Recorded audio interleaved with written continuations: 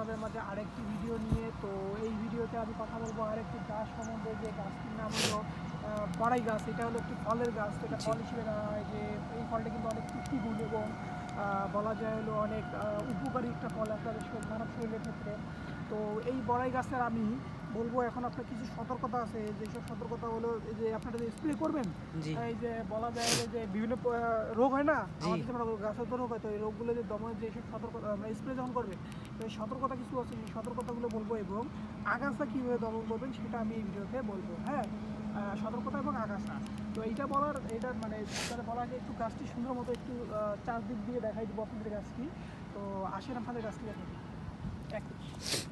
তো এই হচ্ছে সেই গাছটি দেখেন।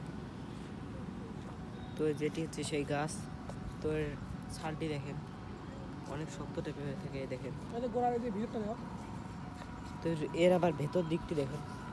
এই যে ভেতর দিকে যেটি, এই যে এটি হচ্ছে ভেতর দিক দেখেন। তো আবার এর ভেতর দিকটি হচ্ছে কাঠ, আর এই দিকটি সম্পূর্ণ হচ্ছে আপনার ছাল। দেখেন কত মোটা টাইপের হয়ে থাকে। তো দেখেন, তো আবার দেখেন এইদিকে দেখেন একটি কুচি পাতা বাইরেছে। এই দেখেন, এই যে টিচ্ছে একদম ছোট কুচি পাতা। তো এই হচ্ছে সেই বড় গাছটি।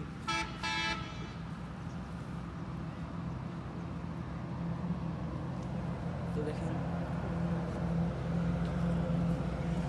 তো গাছটি দেখলেন আপনার সুন্দর মতো একটা বড়াই গাছ দেখে নিলেন। তো যে সতর্কতাটা যে বললাম, যে সতর্কতা কিছু আছে, সতর্কতার সম্বন্ধে বলতেছি এখন আমি। তো বালাইনাশক অথবা কীটনাশক ব্যবহারের আগে বোতল বা প্যাকেটের গায়ে লেবেল ভালো করে পড়বেন এবং নির্দেশনাগুলি ভালোভাবে মেনে চলবেন। তারপরে ব্যবহারের সময় নিরাপত্তা পোশাক অবশ্যই পরিধান করবেন। তারপরে ব্যবহারের সময় ধূমপান এবং পানাহার কিন্তু করা যাবে না।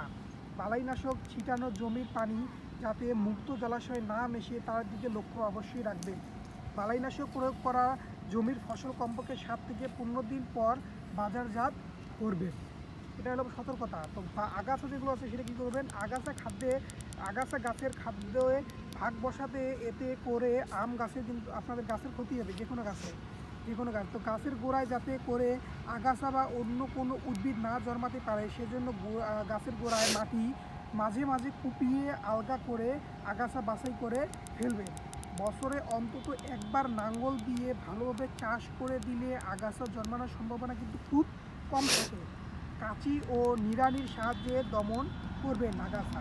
জমিতে পানি আটকিয়ে রেখে আগাছা কিন্তু আবারও দমন করা যায়। তো আগাছা একটা গাছের জন্য কিন্তু খুব একটা ক্ষতিকারক একটা জিনিস। তো অবশ্যই আগাছা দমন করবেন।